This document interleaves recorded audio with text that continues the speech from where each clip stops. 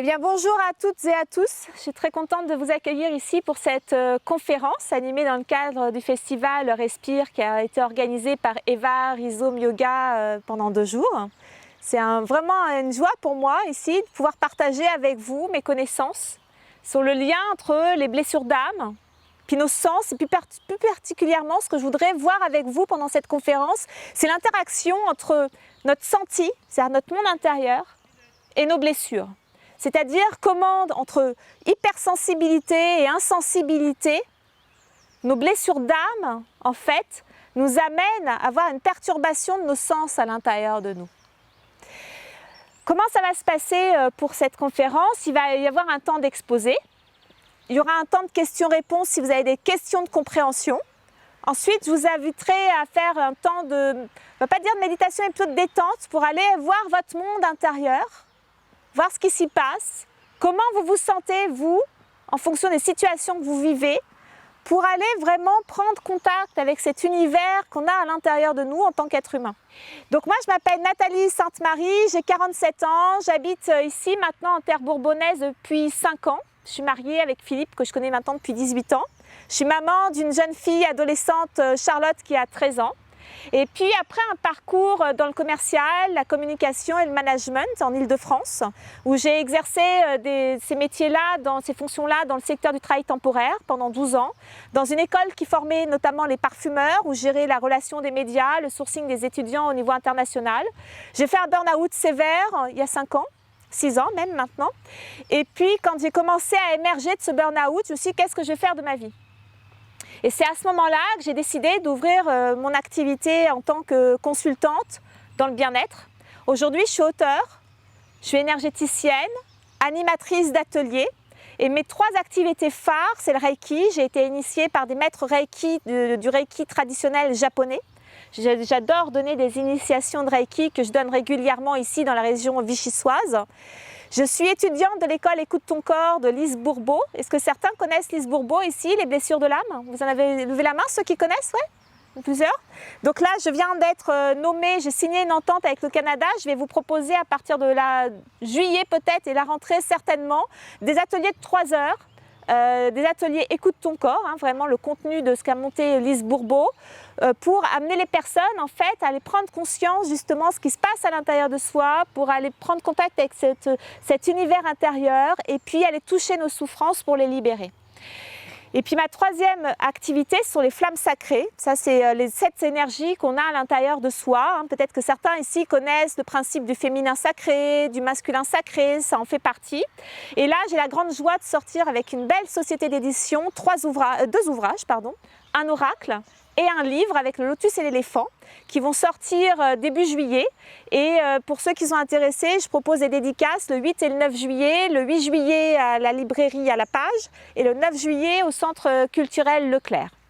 Donc ça, c'est vraiment ma passion, c'est de transmettre des enseignements pour que les personnes à la fois puissent développer leurs capacités, retrouver leur autonomie, mais aussi accompagner en individuel pour que les personnes fassent de leur souffrance intérieure une ressource en or à l'intérieur de soi pour renouer avec une vie heureuse, une vie harmonieuse et puis une vie entière et pleine.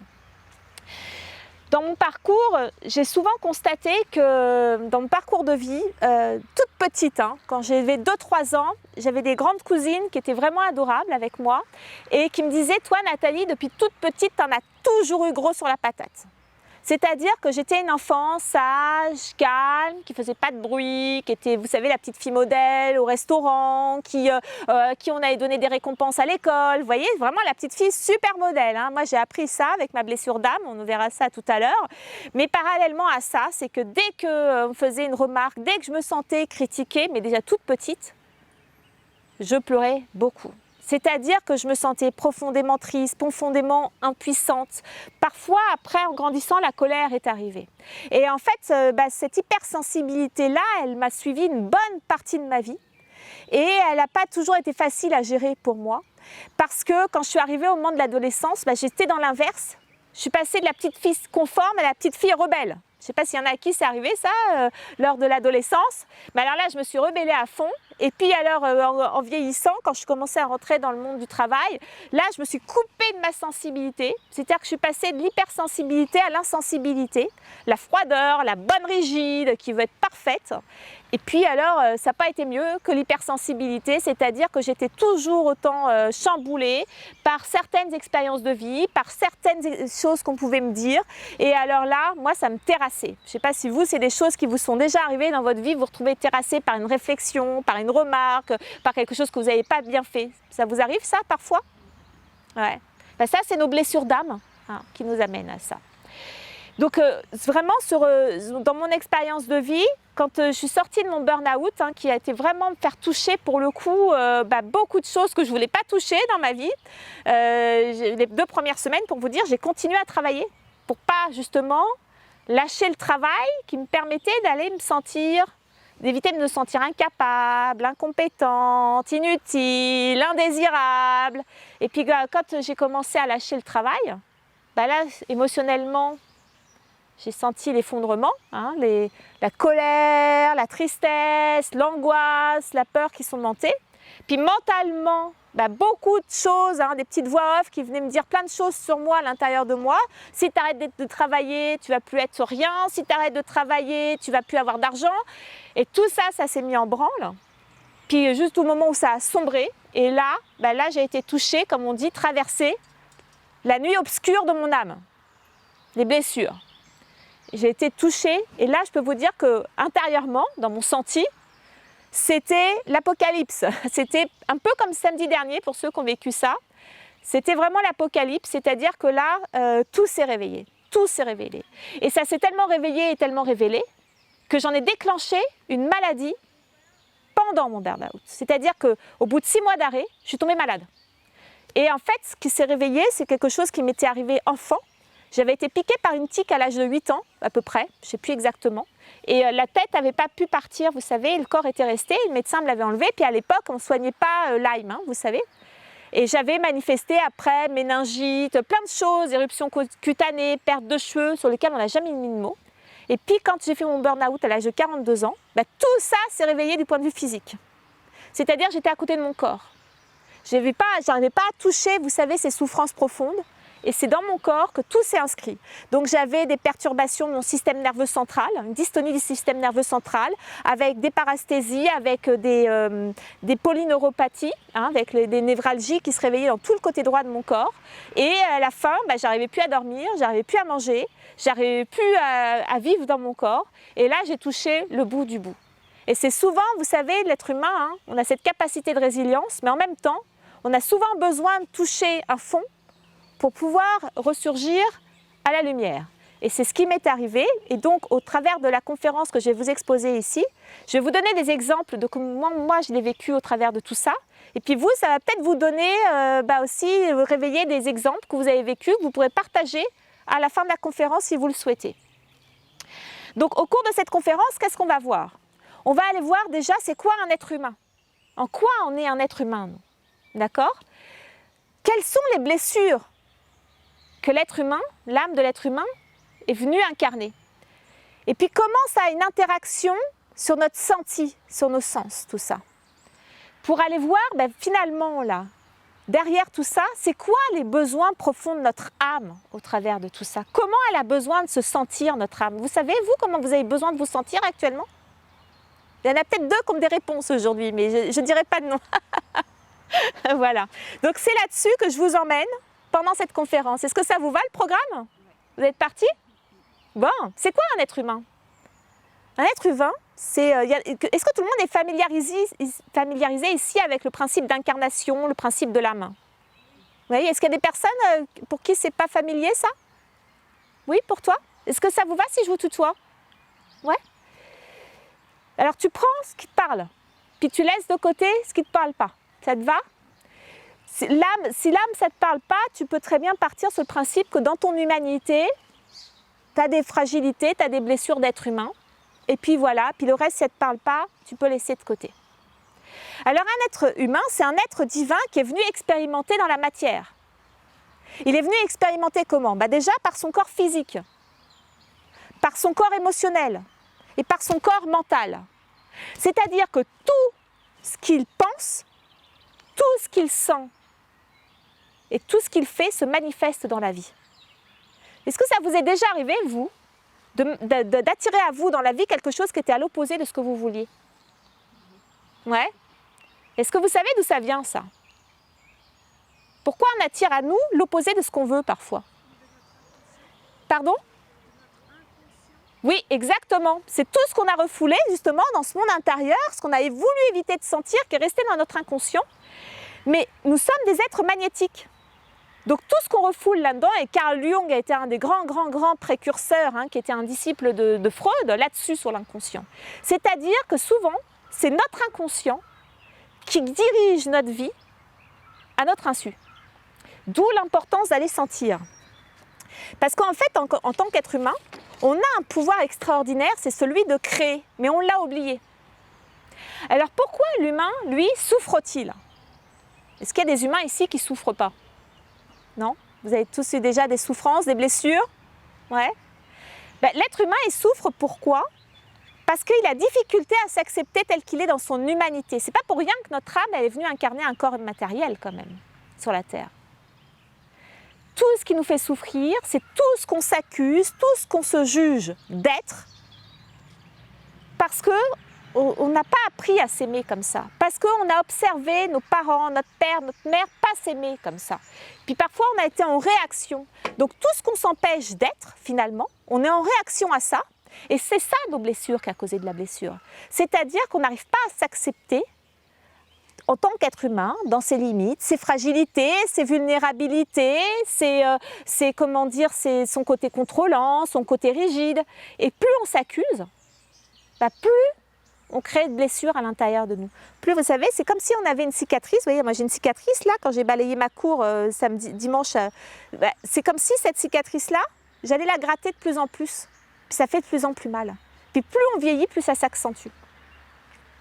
Et en fait, cette souffrance-là de quand on s'accuse ou on se juge d'être quelque chose qui ne nous convient pas parce que ce n'est pas notre préférence, ça s'inscrit à l'intérieur de nous, ça attire à nous magnétiquement les expériences de vie, jusqu'à temps qu'on accepte d'aller sentir cette souffrance-là, au lieu de la rejeter, pour apprendre à s'aimer dans cette facette de nous. Et parfois, il y a des facettes de nous, on n'a pas trop envie de passer par là. Moi, être une Nathalie incapable dans le milieu professionnel, je peux vous dire que ce n'était pas du tout ce que j'avais envie dans ma vie. Parce que j'avais tellement jugé ma mère d'être une incapable, parce qu'elle avait une vie professionnelle, 42 ans dans la même entreprise, sur le même poste. Et moi, j'ai dit, jamais je veux ça. Je me suis mis en réaction. Donc, me sentir être une incapable, comme j'avais jugé ma mère d'être incapable, finalement, et bien ça, c'était très souffrant pour moi. Donc, vous savez qui est-ce qui nous protège de sentir toutes ces souffrances-là en nous? C'est quoi le mécanisme de défense qu'on met en place pour éviter de sentir tout ça? Un mot de 3 lettres? Ouais, ego, bravo. Notre ego. Notre ego, lui, c'est notre meilleur ami. Parce qu'en fait, c'est la petite voix off qui essaie de nous protéger depuis notre enfance, de souffrir à nouveau de situations souffrantes. Il a une bonne intention pour nous. Il n'est pas méchant. Il veut juste dire, moi il s'appelle Églantine, le mien, dire Nathalie, moi là, va pas être une incapable. Parce que tu te souviens quand tu étais petite, qu'est-ce que c'était souffrant pour toi. Moi quand j'étais petite, je ne savais pas faire les lacets comme les autres. D'ailleurs, je ne sais toujours pas faire les lacets comme les autres. D'ailleurs, je ne comprends même pas que les gens ne puissent pas faire les lacets comme moi. Moi je fais 2 boucles, je les tourne, c'est fait. Je ne sais pas faire autrement. Bon, mais il y a des gens qui me rigolaient au nez. Et je me sentais incapable. Alors je me cachais pour faire mes lacets. C'est couillon quand même un être humain. Parce que j'avais tellement peur qu'on me juge d'être une incapable, de ne pas être capable de faire comme les autres, que je m'empêchais d'être moi-même.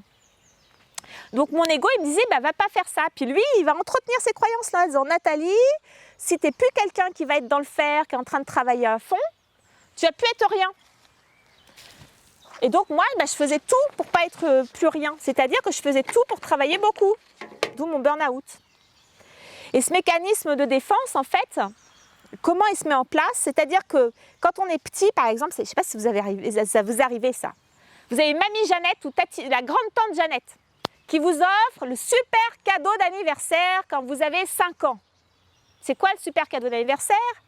Le plateau à fromage. Là, vous êtes spontané, vous avez 5 ans, qu'est-ce que vous vous dites? Oh, mamie Jeannette, ton plateau à fromage, qu'est-ce qu'il est moche? Ou alors, oh bah non, c'est pas ça que je voulais comme cadeau. Puis qu'est-ce qui se passe dans ces moments-là? Qu'est-ce qu'on vous a dit, petit, quand vous autorisiez des choses comme ça? C'est pas bien, on dit pas des choses comme ça à mamie Jeannette ou à tati Jeannette, tu vas la rendre malheureuse. Bah oui, puis qu'est-ce qu'on fait dans ce moment-là, en tant qu'enfant? Comme on a peur de ne plus être aimé, de ne pas correspondre à nos figures d'autorité, notre père, notre mère, vous voyez, autour de nous, bah on met un masque. On a compris qu'on ne pouvait plus se permettre de dire à tati Jeannette que son plateau il était moche. Et donc plus personne que le jour où un cadeau ne nous plaisait pas, on n'avait pas le droit de le dire, quoi, en fait. Donc vous voyez, on met en place des masques pour se défendre.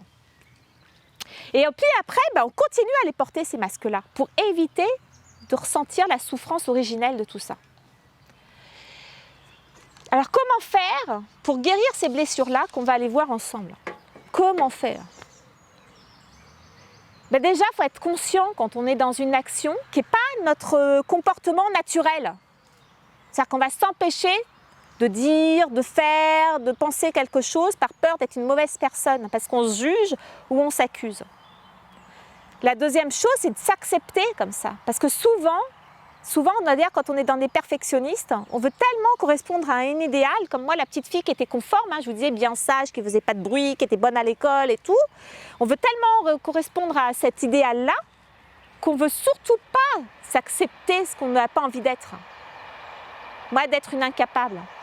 Donc prendre conscience que déjà on n'est pas dans notre attitude naturelle, accepter ce qu'on n'a pas envie d'être, pour pouvoir reprendre notre pouvoir sur notre vie. C'est-à-dire qu'au lieu que ce soit monsieur ou madame Ego qui gère notre vie, bah, s'autoriser à être qui on est pleinement, quoi. Parce que je ne sais pas vous, mais moi ça m'a épuisée quand même de ne plus pouvoir être moi. J'en suis arrivée au burn-out, sérieusement. Parce que finalement, notre ego, lui, il nous maintient dans le cycle infernal de « je me sens impuissant, je suis en colère et je suis triste ». Et puis tant qu'il nous protège d'aller toucher tout ça, eh ben on répète et on renvoie à nous toujours les mêmes expériences. Est-ce que vous avez des exemples d'expériences comme ça qui vous viennent en tête en disant « mais je comprends mieux pourquoi j'attire toujours le même type de personnes, le même type de situation dans mes relations amicales, au niveau financier, au niveau professionnel ». Puis parfois, je ne sais pas vous, mais moi je me sentais complètement démunie par rapport à ça. Je ne comprends pas, c'est tout ce que je ne veux pas et je continue à l'attirer à moi. Ben parce qu'en fait, il fallait juste que j'aille toucher tout ça en moi. Mais tant que je restais dans mon rôle de victime, il ne pouvait rien se passer pour moi. Mais en fait, il a fallu que j'arrête de me juger d'être une victime déjà, pour me donner le droit d'être un être humain qui avait des souffrances. Parce que tant que je ne me donnais pas le droit de ça, il ne pouvait rien se passer en transformation à l'intérieur de moi. Et finalement, c'est cette enfance et ces blessures qu'on garde depuis tout petit, là, depuis tante Jeannette, papa, maman qui nous a dit des choses. Ben, c'est l'adulte qu'on est, nous, qui a la capacité à prendre notre enfant intérieur par la main. Est-ce qu'il y en a déjà qui sont allés à la rencontre de leur enfant intérieur ici? Ouais. Ben, cette énergie qu'on porte depuis tout petit, où on s'est accusé en fait, qu'on a besoin d'aller reprendre par la main. C'est-à-dire devenir un bon parent pour nous-mêmes, quoi, en fait. Alors, c'est quoi les blessures d'âme? Est-ce qu'il y en a ici qui connaissent les 5 blessures de l'âme? Non? Vous connaissez? Un peu? Est-ce qu'il y en a qui peuvent m'en nommer? Quelles sont ces 5 blessures? Ouais. Ouais. Oui, l'injustice, oui. Bravo! Donc, il y a la blessure de rejet, qui est la première. On l'a toute, celle-là, et c'est la plus souffrante, je vais vous l'expliquer. La blessure d'injustice, la blessure d'abandon, la blessure de trahison, et parfois, tout le monde ne l'a pas, mais aussi la blessure d'humiliation. Donc ça, c'est les 5 blessures de l'âme. Comme en tant qu'animatrice de l'école Écoute ton corps, je donne des ateliers là-dessus, qui vont permettre d'aller voir un peu comment on fonctionne pour voir si vous vous identifiez. Donc là, au travers de ce que je vais vous dire, vous pourrez voir où vous vous retrouvez, ça va vous donner déjà un panoramique d'où vous en êtes par rapport à ça. Bien sûr qu'on pourrait parler très loin des blessures de l'âme parce qu'il y a beaucoup à dire. Là, on est dans une conférence d'1 heure et demie. d'accord? Si vous voulez aller plus loin sur les blessures de l'âme, ça c'est un des livres, mais il y en a un deuxième aussi. Il y a les 5 blessures de l'âme qui empêchent d'être soi-même. Celui-ci, c'est la guérison des 5 blessures de l'âme. L'école Écoute ton corps propose des ateliers de 2 jours là-dessus. Et moi, je vous proposerai des ateliers de 3 heures bientôt. Mais là, on va aller vraiment voir déjà ce qu'elles sont, d'accord? Ces livres-là, vous les trouvez sur les stands de la librairie à la page, pour ceux qui sont intéressés. Alors, la première blessure, la plus profonde de l'être humain, c'est la blessure de rejet. Celle-là, elle est éveillée par le parent du même sexe qui, elle est souvent dès la naissance et avant 1 an. En fait, comment elle est créée, cette blessure-là? C'est quand on ne s'est pas senti accueilli dans qui nous sommes profondément, c'est-à-dire notre individualité. Ce qui fait notre particularité, notre singularité d'être qui nous sommes. Que ce soit avec notre perception d'humain, avec nos défauts, comme avec nos qualités. Vous voyez? L'attitude de quelqu'un qui est dans la blessure de rejet, cette personne-là va avoir tendance à prendre la fuite.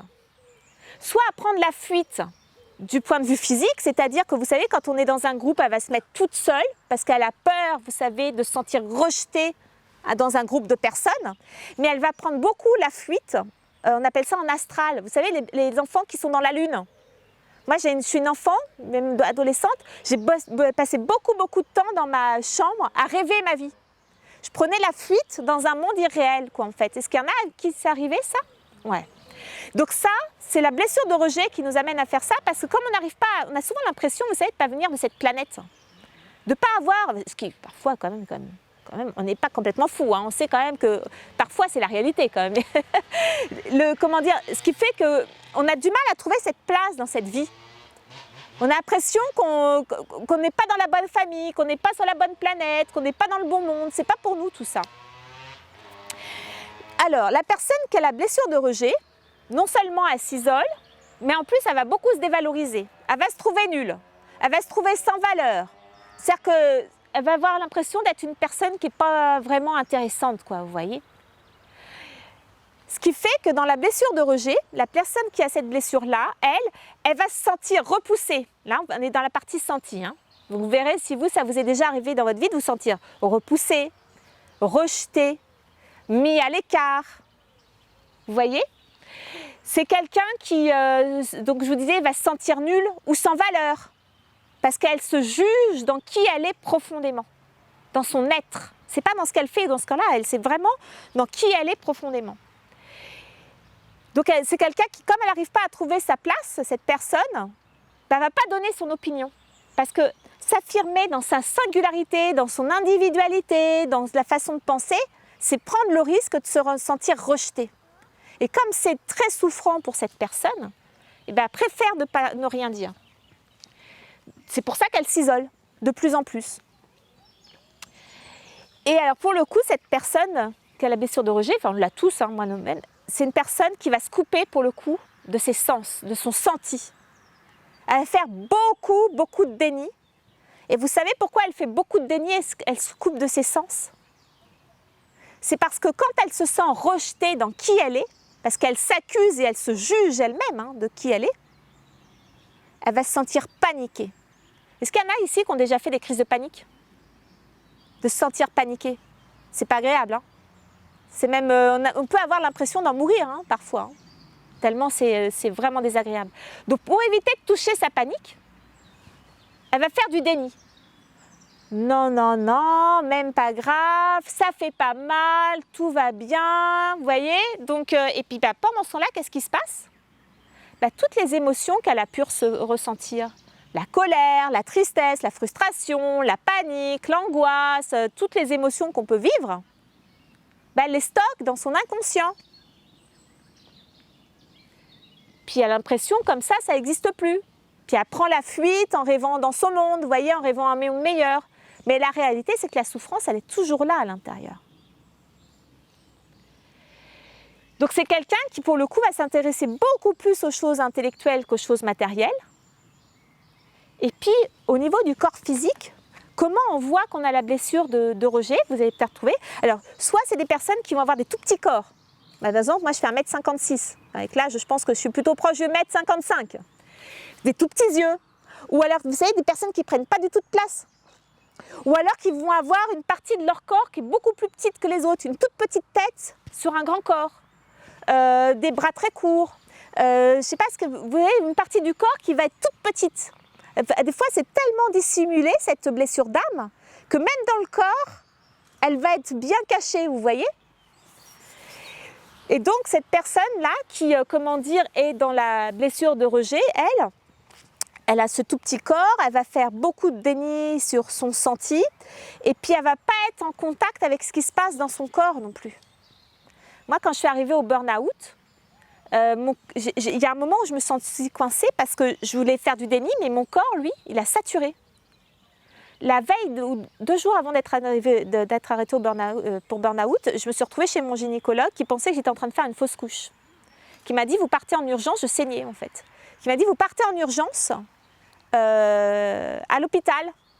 Mais j'avais rendez-vous ce soir-là avec une copine pour dîner. Donc avant d'aller aux urgences, je suis allée dîner avec ma copine. Vous voyez jusqu'où j'étais dans le déni? Et après, je suis allée aux urgences, vers minuit. Puis là, on m'a dit, vous n'êtes pas en train de faire une fausse couche. C'est mon corps qui était en train de saigner de partout et qui me disait, là, Nathalie, c'est stop, stop et stop. Mais comme j'arrivais plus ni à arrêter le mental ni le corps, c'est le corps qui a lâché en premier. Vous voyez, mais j'ai fait beaucoup de déni, moi, avec mon corps, avec les symptômes de ce que je sentais physiquement. Vous voyez? Est-ce qu'il y en a qui se retrouvent parfois dans la blessure de rejet? Vous levez la main ou vous ne levez pas, hein, c'est comme vous voulez, mais ça vous arrive parfois de vous retrouver comme ça dans la blessure de rejet. Vous allez plutôt avoir tendance à vous isoler plutôt que d'aller dans un groupe, à prendre votre place, à vous affirmer. Ou est-ce que si vous ne prenez pas conscience comme ça dans vos attitudes, dans vos comportements dans la vie, est-ce que dans votre corps physique, vous avez pu repérer, vous, des parties de votre corps qui étaient toutes petites ou qui prenaient moins de place? Vous voyez? C'est comme ça que vous pouvez identifier votre blessure de rejet. Mais comme celle-là, elle est bien souffrante, en général, on en met d'autres par-dessus pour ne pas la voir. La deuxième blessure d'âme qu'on vit profondément, donc là, la blessure de rejet, c'est avec le parent du même sexe. La blessure d'abandon, on le vit avec le parent du sexe opposé. Ou si on a été élevé dans une famille, vous savez, de parents homosexuels, ce qui est de plus en plus courant, c'est le parent qui va voir l'énergie, vous savez, du sexe opposé qui est la plus dominante. Par exemple, si vous êtes un homme, c'est le parent qui va avoir le plus d'énergie féminine. Vous voyez? Ou si vous êtes une femme, c'est le parent qui va avoir le plus d'énergie masculine. La blessure d'abandon, elle est aussi réveillée dès la naissance jusqu'à l'âge de 3 ans par le parent du sexe opposé. Pourquoi elle est éveillée? C'est que le petit bébé, lui, il a plein d'attentes. Puis il s'attend à ce que son parent du sexe opposé réponde à toutes ses attentes. Mais en tant que parent, je ne sais pas, la plupart d'entre vous ici, tout le monde a des enfants ici? Non, pas. Mais en tous les cas, pour ceux qui ont des enfants, vous savez qu'en tant que parent, répondre à toutes les attentes de notre enfant, c'est quand même hyper compliqué. Hein. Surtout quand on se met la barre très haut comme moi, c'est compliqué. Mais le bébé, lui, en attendant, jusqu'à 3 ans, il dit papa ou maman, il me laisse seule, il n'a pas répondu à mon besoin, donc je me sens seule, je me sens impuissant, puis j'ai pas de soutien, puis j'ai un manque affectif, et puis il se plaint. Mais ça, alors ça va se plaindre de plus en plus adulte, mais tout petit, déjà, il vit le manque. Et donc là, il va demander beaucoup d'attention pour avoir du soutien à tout prix. Alors l'attention, quand on a la blessure d'abandon, vous savez comment elle se manifeste essentiellement? On tombe malade. Moi, j'étais championne pour tomber malade. Parce que quand je tombais malade, mon papa et ma maman, ils étaient super gentils et ils s'occupaient de moi. Donc, je suis tombée très malade, très souvent malade, de l'âge de 2-3 ans jusqu'à 18 ans. C'était une manière pour moi d'avoir de l'attention de la part de mes parents. Alors, la personne qui a la blessure d'abandon, lui, son senti principal, c'est qu'il se sent triste. Très triste. La tristesse, elle est développée à l'intérieur de soi, cette émotion-là, quand on a une notion de manque.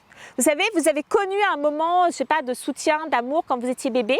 Puis d'un seul coup, la fois d'après, vous avez pleuré dans votre berceau, puis votre maman, elle était en train de s'occuper à éplucher les pommes de terre, et votre père, il était en train de faire autre chose.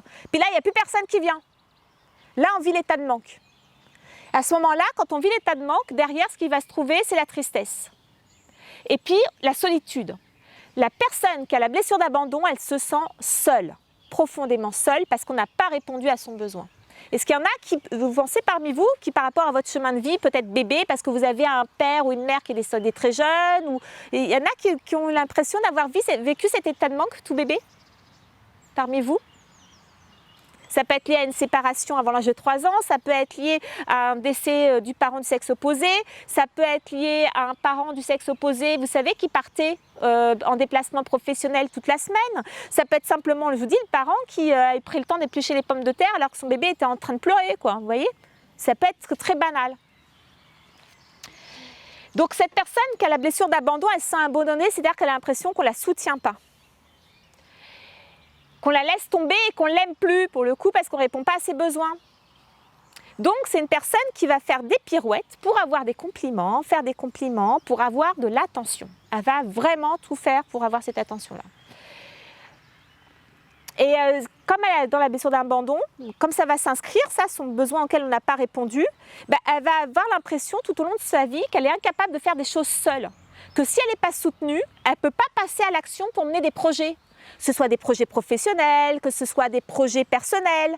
Et donc, elle va attendre d'avoir quelqu'un autour d'elle qui dit « Oui, je suis là, t'inquiète pas, tout va bien, vas-y, fais-le ton projet. » Sinon, elle ne passera pas à l'action. Elle se sent bloquée parce que c'est le bébé qui est resté bloqué depuis tout petit et qui, lui, s'est senti tellement seul qu'il attend pour se sentir aimé qu'on lui dise « Oui, oui, vas-y. » Est-ce que ça vous est déjà arrivé, vous, dans votre vie, comme ça, de vous sentir que vous n'arriviez pas à passer à l'action s'il n'y avait pas quelqu'un qui venait vous soutenir? Parce que moi, ça m'arrivait beaucoup. Hein. Ouais, ça vous parle. C'est comme la blessure d'abandon nous amène à sentir notre tristesse. C'est quelqu'un qui pleure beaucoup.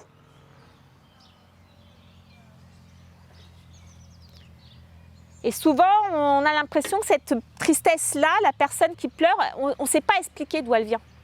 Parce que c'est un puissant fond, vous voyez. Le manque, c'est comme si c'était vraiment inscrit très profondément à l'intérieur de soi.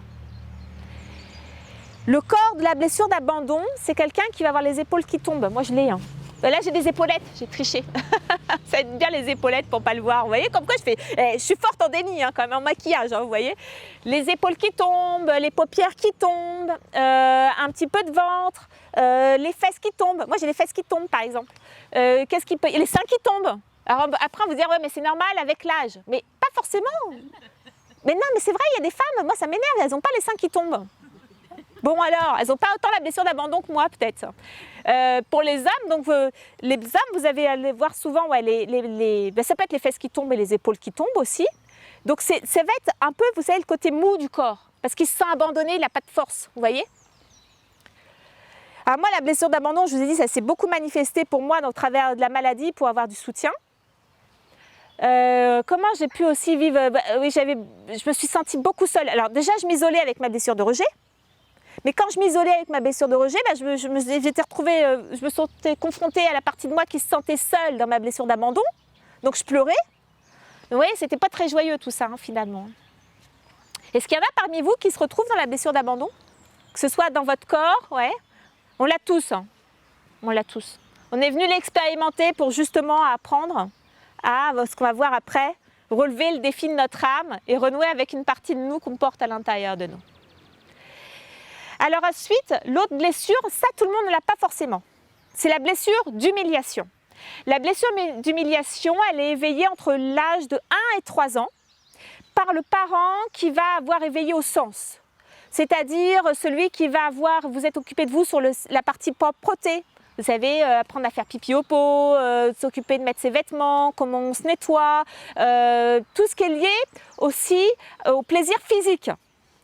Non, tu n'as pas le droit de manger des bonbons sucrés, tu n'as pas le droit de te faire plaisir comme ça, parce que quand on est quelqu'un qui jouit de ses sens, on n'est pas une bonne personne. Ou dans la façon dont ce parent-là a vécu sa sexualité aussi. Vous voyez, c'est quelqu'un qui se brimait. Vous avez l'impression que la sexualité de ce parent-là était sale. Donc tout ça, c'est là que la blessure d'humiliation peut s'être inscrite. En fait, la personne qui a une blessure d'humiliation, à l'origine, c'est quelqu'un qui est très sensuel. On est au festival Respire, on est sur les sens. La blessure d'humiliation, elle nous amène normalement à quelqu'un qui aime jouir de ses sens. Moi, je suis une épicurienne. Je l'ai, la blessure d'humiliation. Je suis une épicurienne. J'aime manger, j'aime le goût des aliments, le goût des épices, le mariage, vous savez. Donc j'aime vraiment ça. Donc j'aime sentir. J'ai travaillé quand même dans une école qui formait les parfumeurs et parfumait les aromaticiens. Donc vous voyez, c'est dommage, je devais être en lien avec ça. Mais j'aime sentir, j'aime entendre les oiseaux chanter, j'aime toucher, vous voyez, aussi beaucoup. Et ben moi, j'ai une partie de moi qui s'est brimée dans jouir de ses sens parce que j'avais associé que je n'étais pas une bonne personne en faisant ça. Parce qu'en fait, la personne qui, a la blessure d'humiliation, elle s'empêche d'être libre. Parce que si elle est libre, elle va jouir de ses sens. Ça va être une épicurienne, alors que ce soit dans la sexualité, dans l'alimentation, aller dans la nature, vous voyez, à tout niveau. Et si elle est libre de faire ça, elle va s'accuser d'être une personne sale, voire une personne cochonne. Donc ce qui fait que c'est une personne, moi ça m'arrive fréquemment, et ma maman c'était pareil, alors en plus ça m'arrive comme ma mère, je peux vous dire ça m'énerve. Ma mère elle se tachait toujours ses hauts de vêtements. Ça c'est la blessure d'humiliation. C'est quelqu'un, comme elle se considère sale, vous savez, dans ses sens, qui va se tacher toute seule. Et moi, qu'est-ce qui m'arrive? Alors de moins en moins, mais quand même souvent, eh ben, je tâche régulièrement mes vêtements. Voilà, donc ça c'est typique. Et comme c'est une personne qui s'accuse de ça, elle va se récompenser souvent par la nourriture. Moi, je vous ai dit, je suis une épicurienne, j'aime manger. Et en plus, elle va s'attirer à elle, parce que son masque qu'elle a derrière, c'est le masochiste. Elle s'empêche de se faire plaisir. Donc, elle va s'attirer à elle des personnes où elle va se sentir humiliée. Voire, elle s'humilie toute seule. C'est-à-dire qu'elle va rire d'elle-même pour faire rire tout le monde.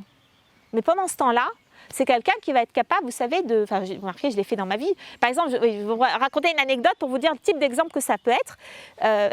J'ai un cabinet, mon cabinet il est chez moi actuellement. Et dans le salon, un jour, j'avais étendu mon linge sur les radiateurs parce que j'ai des radiateurs en fonte et l'hiver, c'est pratique, ça sèche très vite. Et puis, j'avais détendu mon linge, mais j'avais oublié une chose à détendre. Et puis, ce jour-là, arrivent 2 personnes au cabinet pour une séance. Et il y a une des personnes qui m'a dit moi, je ne vais pas rester dans la séance, est-ce que je peux m'asseoir dans votre salon? J'ai dit oui, pas de problème. Le soir, quand j'ai terminé ma journée, je vais dans mon salon.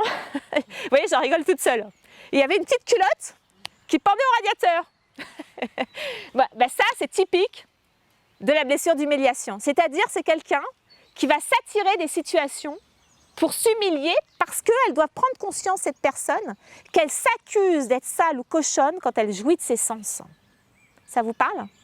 Est-ce qu'il y en a parmi vous, vous n'êtes pas obligé de lever la main, mais est-ce qu'il y en a parmi vous qui parfois se retrouvent là-dedans, dans cette blessure d'humiliation? Et la caractéristique que vous pouvez retrouver dans la blessure d'humiliation, c'est que pour éviter d'être libre de jouir de vos sens, vous allez vous occuper beaucoup des autres. Vous savez, ces personnes très maternantes qui vont s'occuper beaucoup des autres, apporter beaucoup d'aide, et puis vous n'avez pas besoin de leur demander de service, elles vont vous le proposer tout de suite.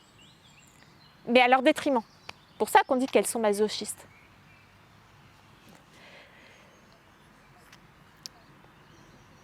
Qu'est-ce que j'ai oublié de vous dire?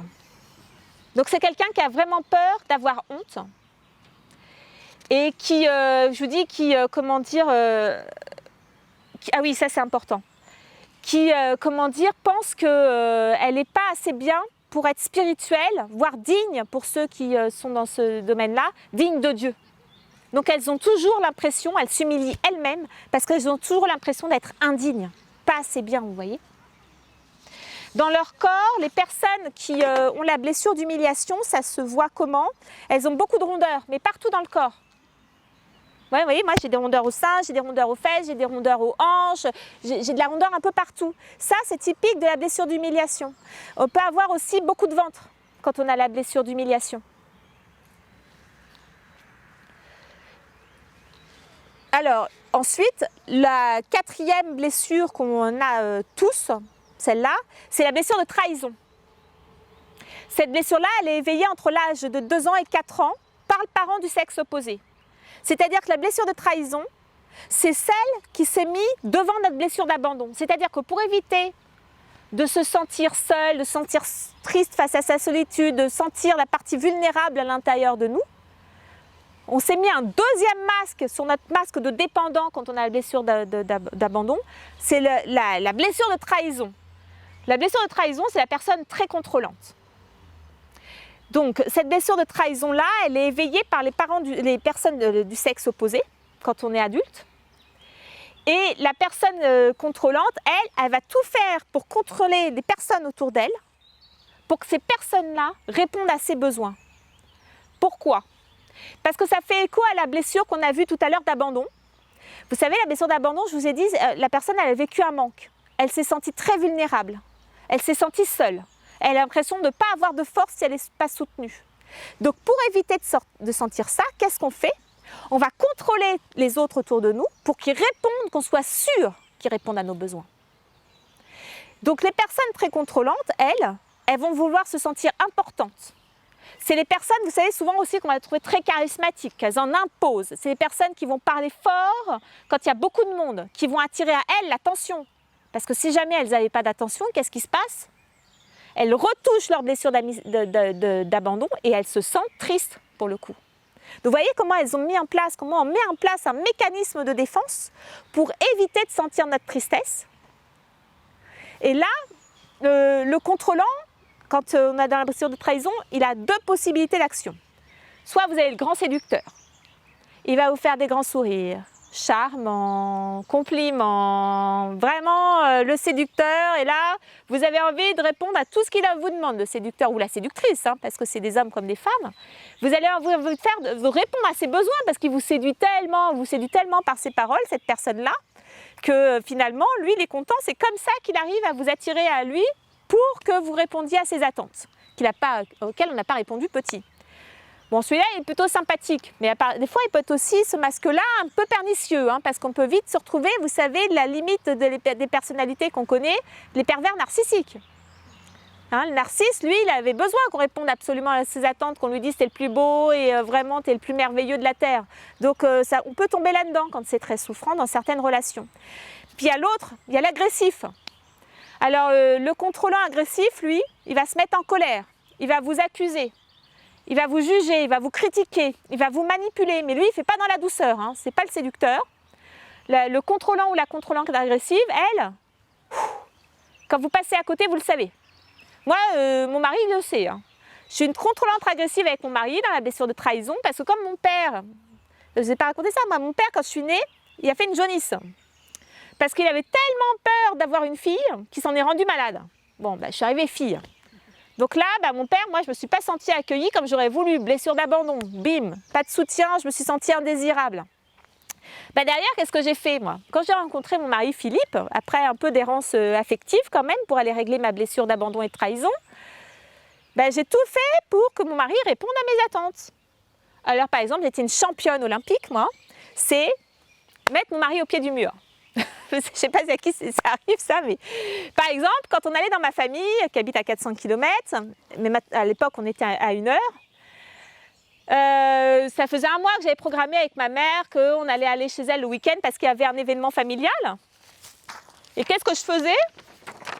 Le lundi matin ou le mardi matin, 3 jours avant de partir, j'ai dit à mon mari, tiens, en fait, tu te souviens qu'on part en week-end? Ah non, non. Ah oui, mais si, je te l'ai dit. Ah non, tu ne me l'as pas dit. D'accord. Et puis là, elle me dit, ouais, mais moi, ça ne me fait pas trop envie. Puis là, moi, j'étais une reine pour bouder. Puis quand la bouderie, ça ne fonctionnait pas, qu'est-ce que je faisais? Je menaçais. Faire du chantage. Eh si tu ne viens pas là, moi, je m'en fous. Je ne dors plus avec toi. Mais vraiment, là, vous voyez, c'est l'enfant intérieur. Hein. Je ne sais pas si ça vous parle, des choses comme ça, mais je vous dis, j'exagère pas, hein, c'est vraiment comme ça. Mais en fait, j'avais mis en place des masques pour éviter de me sentir vulnérable. Si mon mari me disait non, je ne viendrai pas avec toi en week-end. Et elle a le droit quand même de dire non, je ne viens pas avec toi en week-end. Je n'étais pas capable, moi, de sentir ça. Donc pour éviter de me sentir seule, pas soutenue, je mettais en place ce masque-là qui me permettait, moi, je devenais contrôlante, importante, je m'imposais.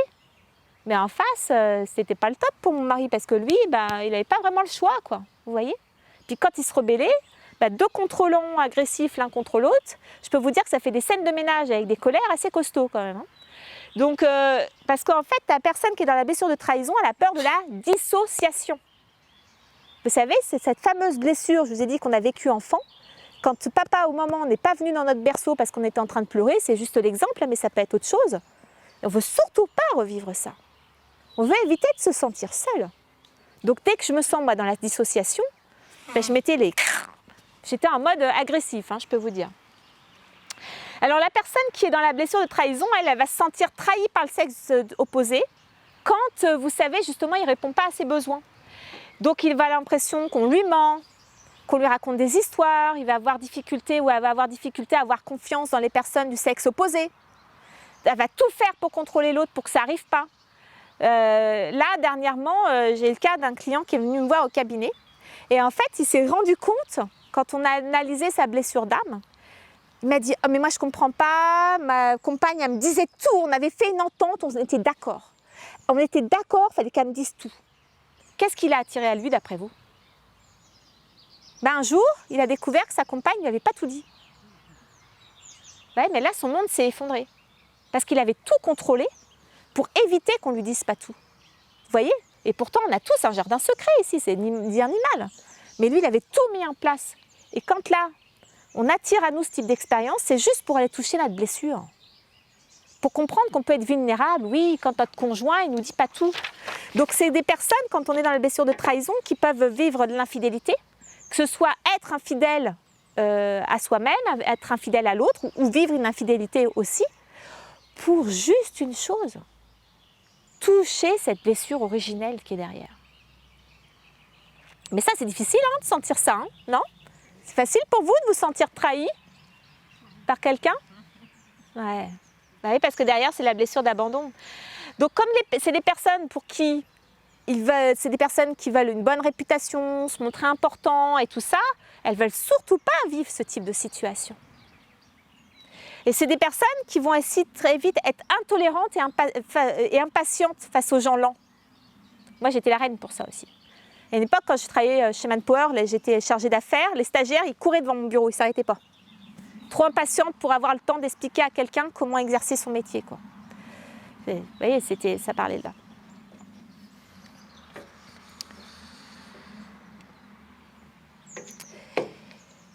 Le corps d'une personne qui a la blessure de trahison, quand on est un homme, on va avoir les épaules très développées par rapport au bassin. Vous savez, je crois que c'est les nageurs qui sont comme ça, non? Ou ceux qui font beaucoup de musculation, les hommes. Vous savez, ils ont un peu c'est comme ça, un peu en V. Ouais, c'est ça. Je crois, oui, les rugbyman aussi. Non, pas les rugbyman. Mais les nageurs, ils ont ça. Les gens qui font de la musculation. Je ne sais pas s'il y a d'autres sports comme ça. Pour les femmes, nous, ça se loge dans les fesses, dans les hanches. On va avoir des hanches, parce que comme on veut montrer notre force, on ne veut pas montrer vulnérable, la force de la femme, elle est dans le bassin. Moi, j'ai développé des hanches là, vous voyez, j'ai une petite épaisseur là.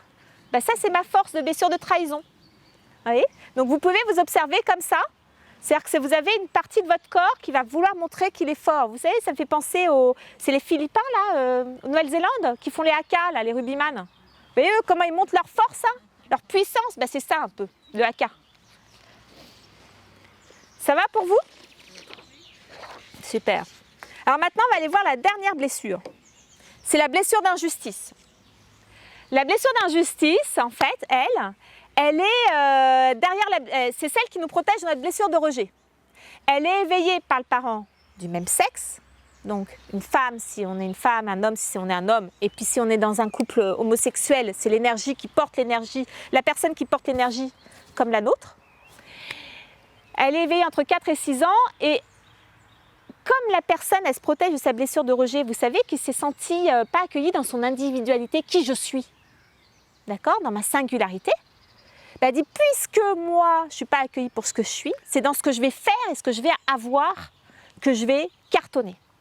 C'est-à-dire que la personne va être beaucoup dans l'action et va s'en demander beaucoup et mettre la barre très très très haute dans ce qu'elle fait. Donc ça peut être dans le rôle de parent, dans le rôle professionnel, dans le rôle amical, dans le rôle financier, enfin, vous voyez, dans toutes les possibilités. Pour éviter de se sentir nulle dans ce que je suis, moi, c'est pour ça que j'ai fait un burn-out. J'avais tellement peur de toucher la blessure, vous savez, de celle qui se sentait indésirable, comme fille, quand mon père voulait un garçon. Vous savez pourquoi mon père voulait un garçon? J'ai la chance d'être dans une famille, et vous allez comprendre pourquoi j'ai de la chance en ce moment, de couvreur. Un métier assez recherché en ce moment, depuis plus de 100 ans. Et mon père, il rêvait d'avoir un fils pour transmettre son métier. D'accord? C'est pas qu'il ne voulait pas avoir une fille, c'est juste qu'il avait juste envie de transmettre sa passion. Donc moi, je me suis sentie indésirable dans mes compétences de femme pour exercer un métier. Et puis, comme je jugeais ma mère d'être une incapable, parce que 42 ans dans la même entreprise, à faire un même métier pépère, selon ma perception, attention, parce que c'était loin d'être ça, et ben, je me suis dit, ok, je ne vais pas faire ça, donc je vais mettre la barre très haut au niveau professionnel, alors déjà à l'école, au niveau des notes. Je vous ai dit, je suis devenue rebelle à l'adolescence, donc au lycée, je faisais tout pour avoir des bonnes notes. Et vous savez où j'en arrivais? C'est-à-dire que quand un prof osait me mettre une mauvaise note, je claquais la porte pendant le cours. La bonne rebelle. Voilà, donc ça s'était mis dans l'apprentissage, et puis derrière, dans le monde de l'entreprise. Donc dans le monde de l'entreprise, j'ai tout fait pour hyper performer, pour éviter d'être une incapable et d'être une indésirable. Donc pour éviter de me sentir indésirable auprès des hommes, dans des fonctions, vous savez, managériales notamment, je me mettais dans une énergie d'homme. Vous voyez? Parce que je ne m'accueillais pas telle que j'étais dans mon énergie féminine, dans ma sensibilité. Vous voyez? Je m'étais complètement coupée de mes sens. Donc c'est une personne qui est très perfectionniste, qui se met la barre très haut dans ce qu'elle fait, dans ce qu'elle a, et qui pour le coup peut passer pour une rigide. Parce que la blessure de rejet, on est en panique face à nos sens, d'accord? Mais la blessure d'injustice, on a coupé, on est devenu un insensible, donc on peut passer pour quelqu'un de froid. Dans le monde de l'entreprise, ce n'est pas un jugement, c'est juste un constat, j'en ai fait partie. Quand on monte dans les strates, vous savez, hiérarchiques assez élevées dans le monde de l'entreprise, dans les comités de direction, vous aviez beaucoup de personnes à une époque, on les recrutait pour leur capacité à ne pas être dans l'émotionnel. Ça vous parle ça? Donc vous avez beaucoup de dirigeants, maintenant ça s'ouvre heureusement. Et puis déjà, il y a beaucoup plus d'énergie féminine dans le milieu, vous savez, du top management. Mais on cherchait des personnes qui n'allaient pas avoir d'émotion. Vous vous rendez compte? Pour justement chercher des personnes coupées de leur ressenti. C'est comme ça que vous trouviez les personnes, vous savez, très droites, très rigides, froides, vraiment, comment on appelle ça? Vous savez, les gens qui ont... C'est les serpents, comment on dit ça? À peau froide? Non, comment on dit? À sang-froid. Voilà, les personnes à sang-froid, exactement, c'est ça, merci. Et donc, la personne qui est dans sa blessure d'injustice, elle va passer pour quelqu'un de très froid. Mais le pire dans l'histoire, elle passe pour quelqu'un de très froid, mais la réalité, c'est qu'elle a peur de la froideur de l'autre. Donc elle aussi, elle est très froide avec les autres et les autres sont très froides avec elle. Et en fait, elle ne veut pas toucher cette froideur-là, elle ne veut pas la sentir, parce que sinon, ça le fait sentir, vous savez quoi derrière? Sa panique de blessure de rejet.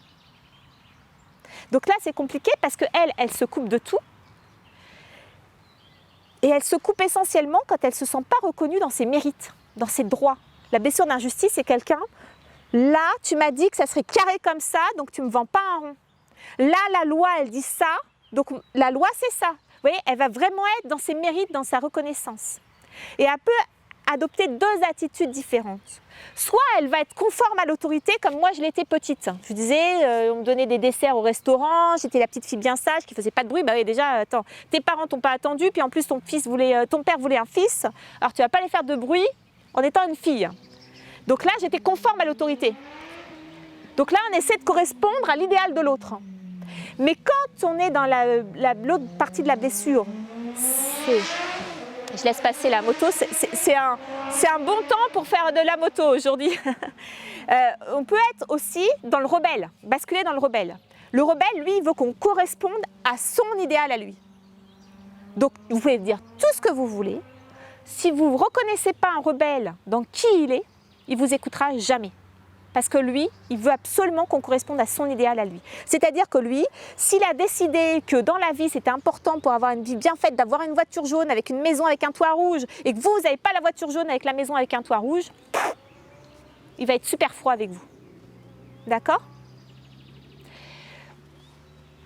Alors, la blessure d'injustice, comme les perfectionnistes, lui, il est comme dans la blessure de rejet, il fait beaucoup de déni. Mais alors lui, c'est tout va bien, tout est parfait, ma maison s'est effondrée, mais c'est même pas grave, tout est parfait. Vous voyez, tout va bien dans mon monde. Parce qu'il ne veut pas aller sentir justement ce qui ne correspond pas à son idéal. Et c'est pour ça que souvent, comme il n'est pas connecté à son senti, il dépasse ses limites. C'est dans la blessure d'injustice qu'on trouve beaucoup les burn-out, alors que dans la blessure d'abandon et de trahison, on va trouver les dépressions. La dépression, ça va être plutôt lié à un manque, alors que le burn-out, c'est vraiment la personne qui a besoin de se réaliser dans le faire parce qu'elle a tellement peur d'être rien et d'être nulle sans valeur. Et en fait, dans la blessure d'injustice, la personne est coupée de son senti, mais la réalité, c'est que c'est une personne très sensible. Donc vous voyez comment entre la blessure d'injustice et la blessure de rejet. La blessure de rejet, je vous disais, on est souvent dans cette hypersensibilité parce qu'on est dans la panique. On ne sait pas quoi faire de nos émotions quand on s'accuse dans ce qu'on est profondément. Alors que la blessure d'injustice, elle s'est mise en réaction à ça pour être insensible, pour devenir parfait, pour ne pas se sentir sans valeur. C'est là qu'au niveau de nos sens, vous voyez, la blessure d'âme, elle nous fait naviguer entre hypersensibilité, voire insensibilité. Puis ça dépend des personnes sur qui on tombe, des expériences de vie dans lesquelles on est, des domaines de vie dans lesquels on est. Vous voyez, on n'est pas toujours hypersensible ou insensible ou sensible. Mais en fait, le juste milieu, normalement, quand on s'accueille, on arrive à s'accepter comme ça, c'est pour retrouver une sensibilité naturelle, qui est juste la sensibilité à l'état originel pour l'être humain. La personne qui a la blessure d'injustice, comme elle est très dure, très raide avec elle, c'est quelqu'un qui va avoir beaucoup de problèmes de raideur, contracture au niveau des muscles, contracture au niveau du dos. Vous voyez, moi je suis quelqu'un, là, au niveau des cervicales, c'est souvent là que j'ai les muscles qui se contractent et que j'ai mal au niveau des cervicales. Je suis raide au niveau des cervicales. Mais on peut être raide au niveau des lombaires, on peut être raide dans les jambes, on peut être raide au niveau des bras, au niveau des épaules. Je ne sais pas si vous prenez contact avec votre corps, là, est-ce qu'il y a une partie que vous sentez raide dans votre corps en ce moment? Ouais. Bienvenue au monde des humains, hein, je me sens moi seule. Ouais, ça vous parle? Là déjà, vous pouvez vous dire quand il y a une partie qui est raide en vous, une crampe, par exemple, ça c'est symbolique de la blessure d'injustice. Mais si vous sentez des parties raides en vous, c'est vraiment la blessure d'injustice qui est active.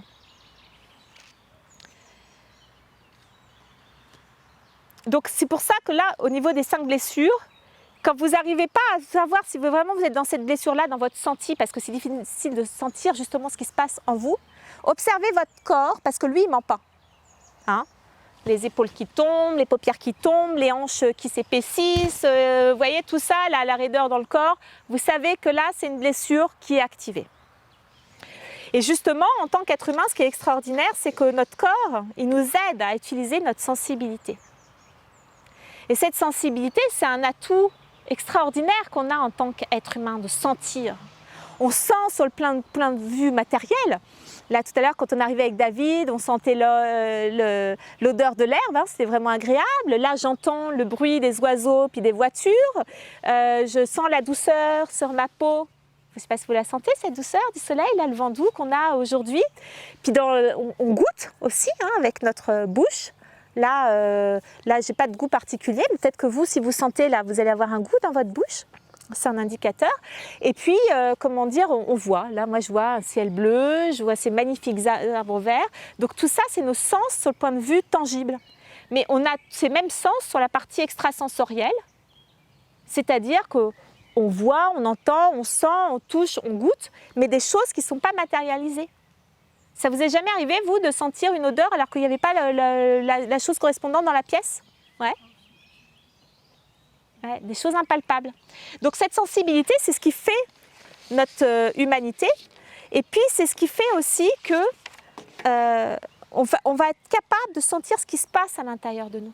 C'est un indicateur en fait. C'est comme si c'était une petite météo intérieure en nous. Et pour arriver à sentir, ce qui est important, c'est d'arriver à être observateur. Mais quand on est dans nos blessures et dans nos masques hein, qui nous protègent, notre ego, bah, notre ego, il dit non, va pas aller observer ce qui se passe en toi, tu vas souffrir. Il a une bonne intention, hein, c'est ni bien ni mal. Mais en fait, pour renouer avec notre sensibilité, être sensible, c'est déjà être sensible à ce qui se passe à l'intérieur de vous. Combien de personnes ce matin ici se sont levées en se demandant comment elles se sentaient au réveil? Est-ce qu'il y en a qui le font ça? Ouais? Non?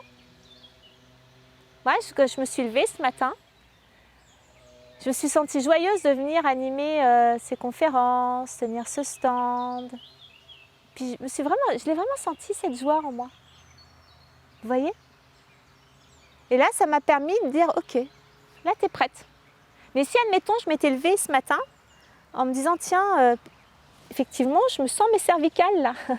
Ça, c'est la partie de moi qui est rigide, qui a peur de ne pas être parfaite, qui a peur de ne pas être à la hauteur dans la conférence que je vous donne là, qui a peur, vous savez, d'oublier quelque chose. Vous voyez? Merci d'être là pour me signifier ça. Mais de prendre contact avec ce senti-là, ben, ça me donne une puissance extraordinaire. C'est celle de dire, ok, je suis un être humain, j'ai une peur, je t'entends. Merci de me rappeler que c'est important pour moi d'être quelqu'un qui fait des choses de qualité, qui a envie de vous apporter des choses de qualité. Merci d'être là. Vous voyez comme quoi on peut en faire quelque chose vraiment de vraiment intéressant pour nous. Et alors, je vais vous amener sur 2-3 concepts qui sont importants pour nous. Alors ça, les concepts que je vous amène là, c'est les concepts de l'école Écoute ton corps fondée par Lise Bourbeau. Est-ce que d'après vous, on peut sentir comment se sent l'autre? Est-ce que vous êtes sûr que... Est-ce qu'on peut sentir comment l'autre se sent? Si le senti, c'est notre monde intérieur, est-ce que vous croyez qu'on peut vraiment sentir l'autre? Alors dans l'école Écoute ton corps, on parle de ressenti. C'est-à-dire que quand c'est nous à l'intérieur de nous, c'est vraiment, on est dans notre monde, je suis dedans là. Mais moi par exemple, je ne suis pas en toi. Je ne suis pas en toi non plus, je ne suis pas en vous. Je peux ressentir ce qui se dégage de vous. Mais le sentir, je ne peux pas, je ne suis pas dans votre corps. D'accord? Donc ça serait la différence. C'est-à-dire que je peux me sentir mon monde intérieur, mais je vais vous ressentir vous. Et une autre chose, la différence entre un sentiment et une émotion. Parce que je vous parle d'émotion tout à l'heure, hein. Ceux qui ne veulent pas toucher leur tristesse, leur vulnérabilité, leur fragilité, leurs limites. Une émotion, selon l'école Écoute ton corps, c'est une agitation intérieure. Ce n'est pas un sentiment. Moi, je peux me sentir joyeuse d'être là. Je peux me sentir heureuse, je peux me sentir reconnaissante que mon amie Sabrina, qui est arrivée entre-temps, m'ait proposé de venir ici à ce festival. Et vraiment, j'en profite au passage pour dire et à la fois que je suis très contente d'être là, et à la fois très contente de te voir ici, ma belle. Ça, oui, je peux me sentir, mais ça ne cause pas d'agitation en moi. Une émotion, c'est plutôt quand ça va venir nous secouer à l'intérieur de nous. Vous savez, quand c'est le séisme à l'intérieur de soi, là, plus ou moins, la magnitude, elle peut changer. Hein, entre 1 et 10, il y a des séismes plus ou moins forts. Mais l'émotion, elle est engendrée quand on a une accusation et un jugement de soi, vous savez. C'est ce que je vous disais dans l'origine des blessures d'âme. C'est quand on s'accuse et qu'on se juge d'être quelque chose parce que c'est souffrant à l'intérieur de nous. Donc l'émotion, elle, quand on est dans l'émotion, on n'est pas en train de se voir ce qui se passe à l'intérieur de soi. On est juste chamboulé dans ce moment-là. On est dans le séisme.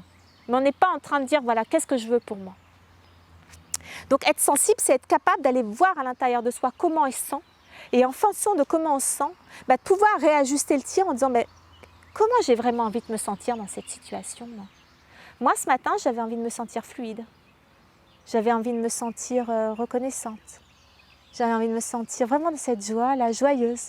Profondément, c'est ça que je voulais pour moi. Même si parfois je suis imparfaite, même si j'oublie des choses, même si je me répète, vous voyez?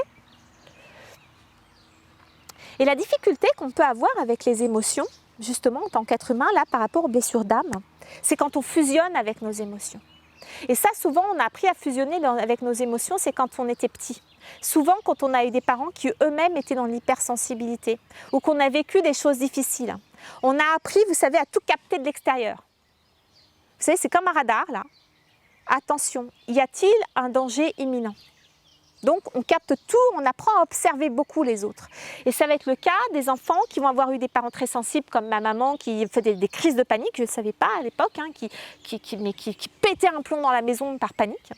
Ça peut être le cas des enfants qui ont vécu de la violence, qui ont eu des parents dépendants, vous savez, dépendants de l'alcool, dépendants de la drogue, qui avaient des réactions. Ça peut être le cas vous voyez, quand on a vu des parents comme ça qui étaient dans leur souffrance, et que petit, on a appris à tout capter, à tout anticiper pour être là au moindre signal d'alarme de savoir s'il allait y avoir un danger. Ce qui fait que quand on grandit, on continue comme ça. Je ne sais pas si ça vous arrive à vous. Et moi, le signal qu'on a par rapport à ça, vous voyez, moi j'ai des petites poches sous les yeux. Quand on est psychique comme ça et fusionnel et qu'on est attentif à tout, souvent, on capte tout par le regard, ce qui fait qu'on peut avoir des petites poches sous les yeux. Et ça, c'est le signe souvent qu'on est fusionnel et qu'on est en train de capter pour anticiper le moindre danger. Pourquoi? C'était juste pour se protéger. Parce qu'on a oublié notre pouvoir créateur, qu'on était capable de faire face à tout dans la vie. Mais derrière, comme on a des émotions qui sont refoulées, on a peur de les toucher à nouveau. Moi, quand ma mère, ça lui arrive encore maintenant à son âge d'avoir des crises de panique, avant que je sache ça, je faisais tout pour lui éviter la crise de panique. C'est-à-dire que j'avais tout rangé dans la maison, tout préparé, tout anticipé. Mais elle continuait à faire ces crises de panique. Et à un moment, il a fallu que je lâche prise par rapport à ça. Que moi, j'aille sentir ma propre panique face à ces crises de panique depuis toute petite. Vous voyez? Parce que sinon, le contrôle, là, mais je ne pouvais plus le mener, c'était plus possible de t'anticiper.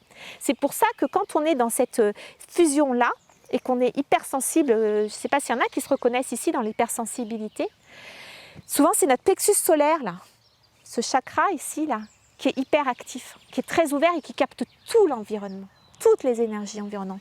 Ça, une technique qui peut vous aider pour les hypersensibles, c'est quand vous sentez dans un environnement, vous savez, où votre sensibilité peut être exacerbée parce que vous sentez autour de vous des personnes comme vous pouvez mettre vos mains sur votre plexus solaire pour vous couper de ça.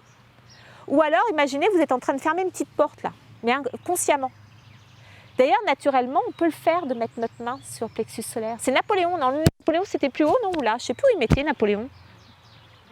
C'était plus sur le cœur, lui? Ou je ne sais pas si c'est le plexus ou le cœur, mais il y avait un truc comme ça. Donc, souvent, dans notre sensibilité, pourquoi on veut éviter de sentir? C'est quand on est dans cette hypersensibilité-là, quand on est dans cette fusion aux émotions des autres, ça, on rajoute une couche. Et c'est là qu'on n'a pas appris à gérer, à sentir notre monde intérieur. Mais la réalité, c'est que quand on est en réaction au senti de l'autre, c'est parce que souvent, on est comme un aimant, on a la même chose à l'intérieur de soi, et ça nous fait effet miroir.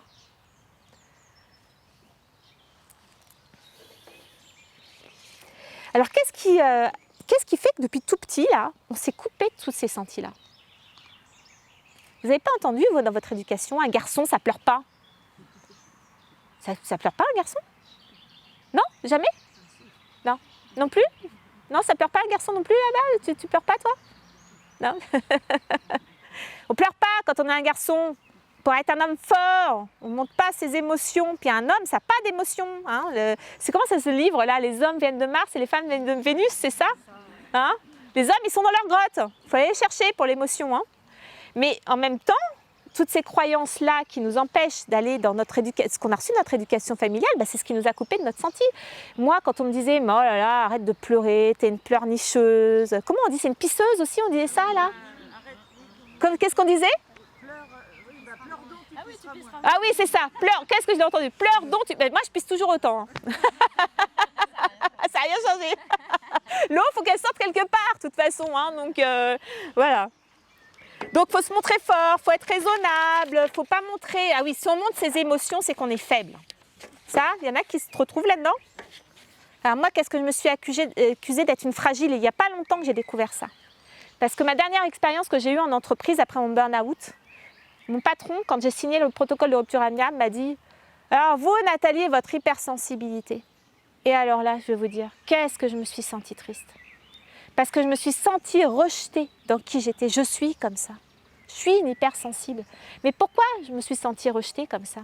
Parce que c'est moi-même déjà qui me rejetais dans mon hypersensibilité. Et j'ai compris que je me rejetais parce que j'avais peur d'être une fragile. Mais finalement, qu'est-ce qui a été injuste avec elle-même là-dedans? C'est moi. Donc pour éviter de me sentir fragile, je faisais tout, mais en fait mon hypersensibilité, elle a toujours été là. Parce que je suis un être humain, mais vous savez qu'en tant qu'être humain, ce qui est extraordinaire, c'est qu'on est autant hypersensible qu'on est insensible, on est autant fragile qu'on est autant puissant. Vous voyez?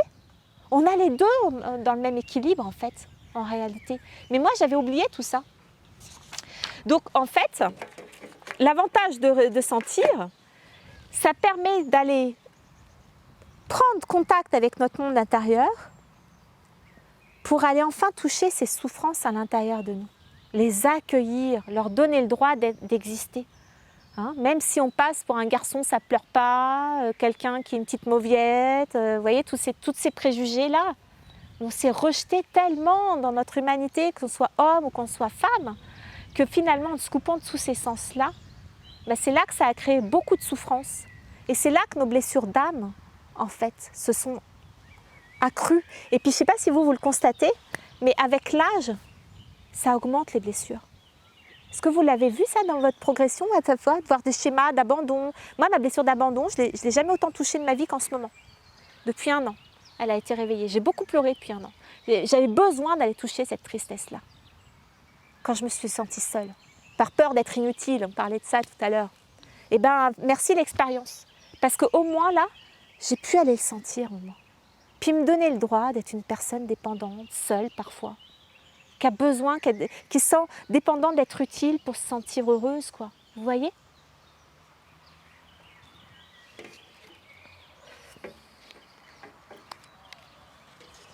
Alors c'est quoi les peurs qui nous empêchent de sentir derrière nos masques? J'ai commencé à vous en parler tout à l'heure.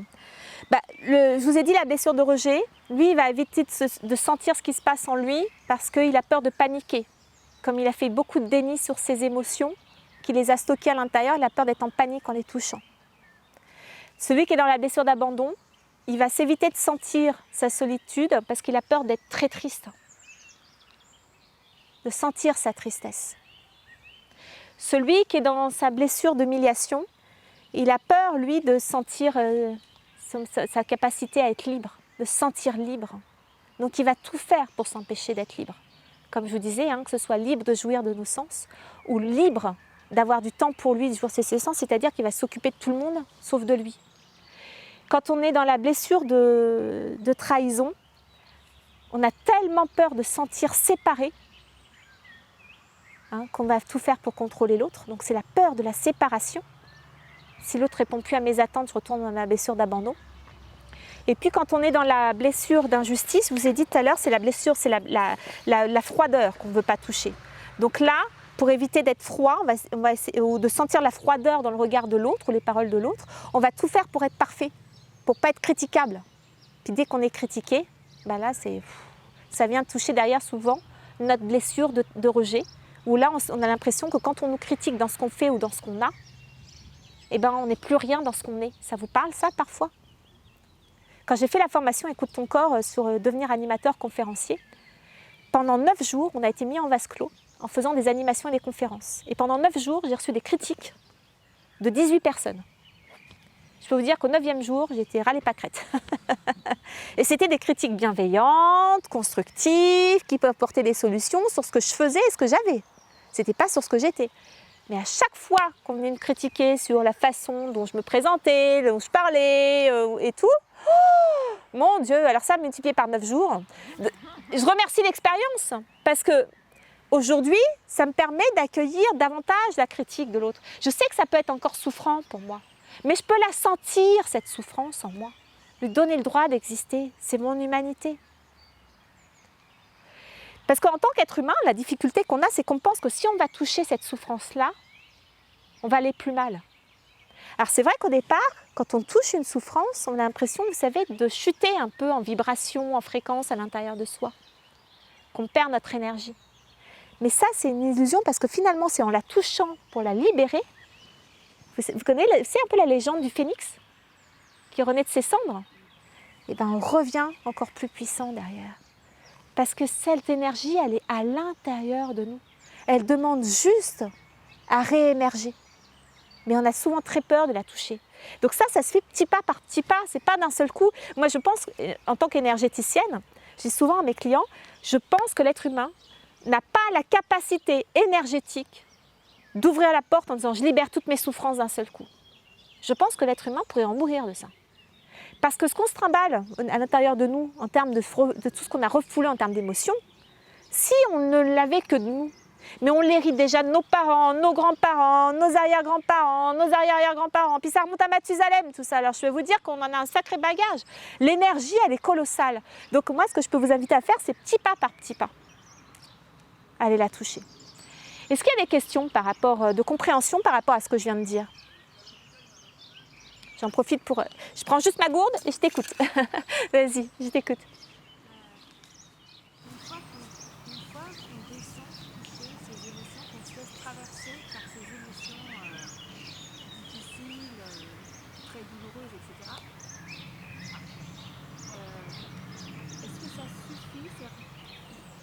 Je veux dire, quel est le processus qui fait que elle se libère, on vit mieux avec, on donne plus d'essence, ou est-ce qu'on va se noyer dedans parce qu'on n'en voit pas le fond? Ouais. Parce qu'il y a des blessures qui sont, comme tu l'as dit, sans fond, comme le manque, ou des choses comme ça. Qu'est-ce qui fait que c'est si important d'en prendre conscience et de se laisser traverser par ça? Au final, la suite, c'est ok, on descend, on se laisse traverser, et ça permet quoi? Moi, c'est là où je suis encore un peu perdue. Ça permet de libérer une énergie souffrante profonde en soi. C'est-à-dire d'aller toucher quelque chose qu'on n'a pas touché à l'intérieur de soi et qui dirige souvent notre vie. tu vois. Et alors, par expérience, et ici je sais qu'il y a des sophrologues et peut-être d'autres professions, par expérience personnelle déjà, mais en tant que praticienne du bien-être, ce que je peux vous dire, c'est que moi, quand je suis traversée comme ça, et parfois, par, vous savez, des choses vraiment très souffrantes, je ne reste pas seule. Là, on est sur une conférence qui dure 1h30. Dans d'autres ateliers, je pourrais aller plus en profondeur sur éventuellement des petites techniques, tu vois. Mais souvent, moi, mon constat, et vous, peut-être que vous l'avez expérimenté, c'est que aller se faire accompagner par un psychologue, un consultant, un coach, je sais pas moi, enfin le gars, peu importe, souvent ça peut être nécessaire pour aller toucher ça. Mais en fait, effectivement, c'est d'ouvrir la porte, de prendre conscience de ça, pour donner le droit à cette énergie d'exister. Ça se fait presque naturellement. Mais la difficulté qu'on a en tant qu'être humain, c'est que souvent, vous savez, quand on vit des expériences chahutantes comme ça, on a l'impression que la tristesse, elle vient sur l'instant. Mais ce qui a été réveillé comme mémoire à l'intérieur de nous, ce n'est pas des énergies de l'instant T. C'est des vieilles énergies qu'on a en nous. Et souvent, tu sais, je ne sais pas si ça vous fait ça, mais moi, je me laissais embarquer par l'émotion. J'ai l'impression qu'il n'y avait plus que ça, comme le tsunami. Vous voyez, la vague, il fallait qu'elle passe. Mais plus on a conscience que finalement, l'expérience, elle est venue juste réveiller des choses en nous et qu'on a conscience que c'est des mémoires qui sont réveillées, on peut les accueillir en conscience déjà que ce n'est pas quelque chose qui est en train... Là, ça vient juste se réveiller, mais ce n'est pas quelque chose... On n'est pas ça. C'est quelque chose d'ancien en nous qu'on peut juste accueillir, vous voyez. C'est comme quand on est petit, vous savez, qu'on tombe sur le genou, par exemple, quand on fait du vélo, puis qu'on a un pansement. Puis vous repartez faire du vélo et vous retombez sur la cicatrice. Qu'est-ce que ça fait ? Ben, ça fait mal à nouveau tant qu'elle n'est pas cicatrisée. Donc effectivement, comme tu le disais, surtout dans les énergies actuelles, on libère énormément de choses en ce moment. On voit bien comment l'énergie nous amène, les expériences de vie, c'est comme si les expériences de vie s'accéléraient pour nous aider à libérer. Comme dit Lise Bourbeau, sur l'instant, le cadeau, on ne le voit pas. C'est comme un cadeau mal emballé. Puis quand on a traversé l'émotion, ben, après coup, on le voit le cadeau. On peut lui dire merci. Mais sur l'instant, ça peut être très difficile de le remercier. Ça répond à ta question ? Est-ce qu'il y a une autre question avant qu'on passe à la détente ?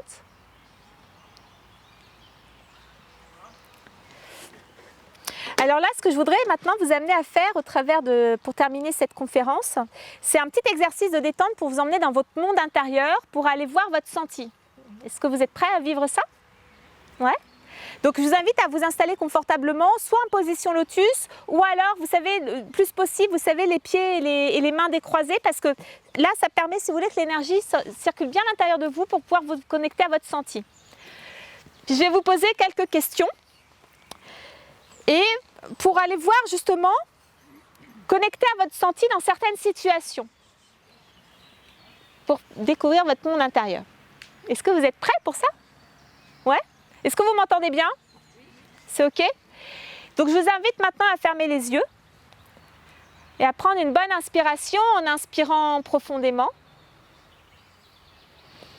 et en expirant lentement. Prenez contact avec votre corps physique et vous regardez dans votre corps là si vous sentez des tensions. Peut-être, vous savez, souvent on en a au niveau de la boîte crânienne, des cervicales. Peut-être des épaules, vous pouvez bouger vos épaules ou vos bras. Dans les poignets aussi, il y a des fois on a des tensions qui restent logées là, des énergies. Dans votre bassin, dans votre dos là. Prenez contact avec votre corps là pour voir si vous pouvez libérer déjà certaines énergies, puis voir comment vous êtes dans votre corps ce matin là, s'il y a des raideurs, de l'énergie bloquée, des parties de vous là qui auraient besoin de se détendre davantage. Puis prenez contact là avec l'énergie qui se trouve sous vos pieds, sous vos fesses, les belles énergies de la terre, mère Gaïa là, qui nous envoie des énergies d'amour, des énergies d'accueil inconditionnel, qui aime ses enfants tels qu'ils sont, à l'état naturel, spontané, l'état de votre enfant intérieur. Continuez à respirer profondément en inspirant, en expirant, puis rentrez à l'intérieur de vous là. Vous avez fermé vos yeux au monde extérieur, mais rentrez-les dans votre monde intérieur. Mettez les antennes qui sont à l'extérieur vers l'intérieur de vous maintenant. Et maintenant, je vous invite à prendre contact. Dans quelle situation vous sentez-vous déçu ?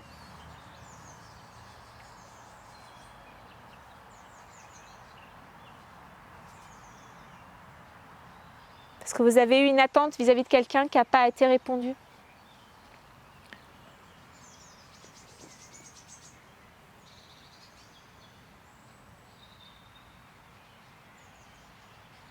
Quand est-ce que vous vous sentez agressif ou agressive? Parce que vous ne vous sentez pas reconnu? Est-ce que vous sentez cette agressivité dans votre corps parfois? Est-ce que vous pouvez prendre contact avec cette énergie et lui donner le droit d'exister?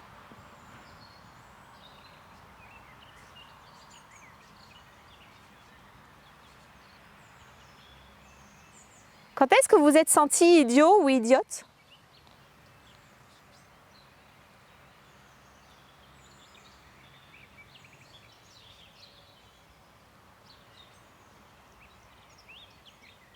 Comment vous vous sentez à l'intérieur de vous quand vous vous sentez idiot ou idiote?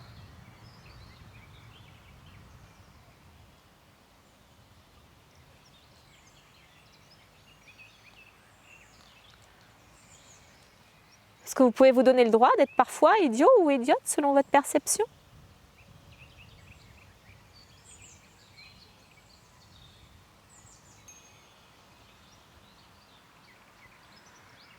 Quand est-ce que vous vous êtes senti découragé?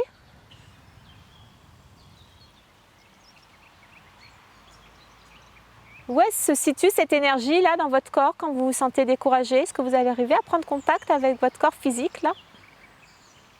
Prendre une expérience où vous êtes senti découragé? Et où est-ce que cette énergie se trouvait à l'intérieur de vous à ce moment-là?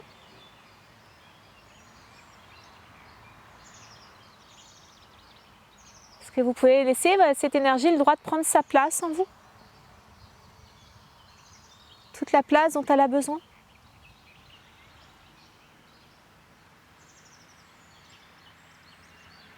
Quand est-ce que vous êtes senti anxieux ou anxieuse dernièrement?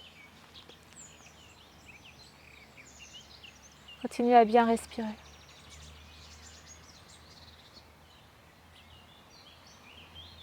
Où est-ce que ça se manifeste dans votre corps, vous, quand vous vous sentez anxieux ou anxieuse, là, que vous repensez à une situation dernièrement où vous vous êtes senti comme ça?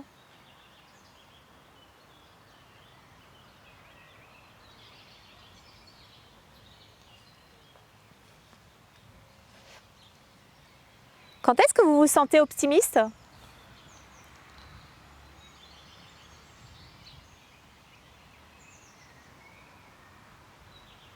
Et quelle sensation ça vous fait, vous, dans votre corps, de vous sentir optimiste?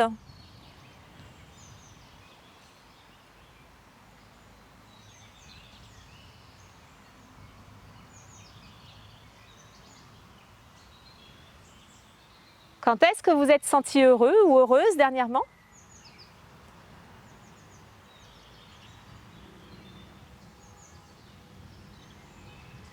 Et quelle sensation ça fait dans votre corps de vous sentir heureux ou heureuse?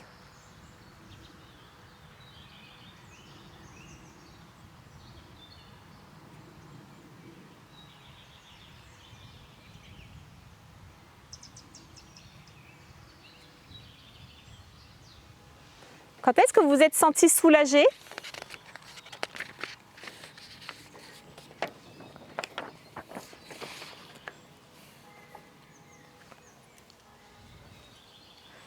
Et comment vous avez ressenti ça? Quelle sensation ça vous fait dans votre corps quand vous vous sentez soulagé?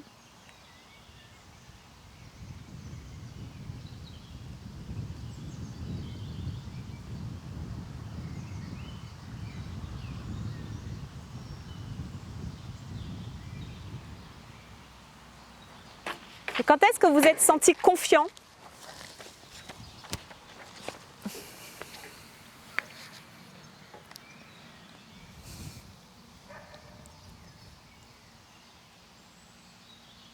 Comment ça se manifeste dans votre corps quand vous vous sentez confiant?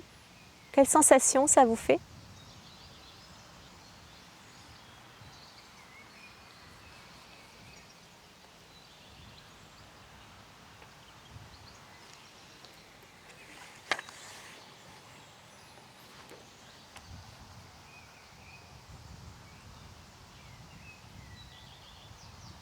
Puis là, juste maintenant, pour terminer cette prise de contact avec votre monde intérieur, est-ce que vous pouvez juste vous féliciter d'aller sentir tout ça à l'intérieur de vous, là? Être fier de vous, d'aller à la rencontre de votre monde intérieur?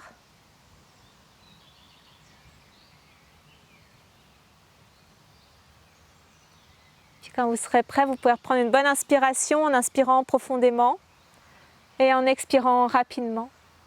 Puis revenir à vous, dans le lieu où on se trouve actuellement.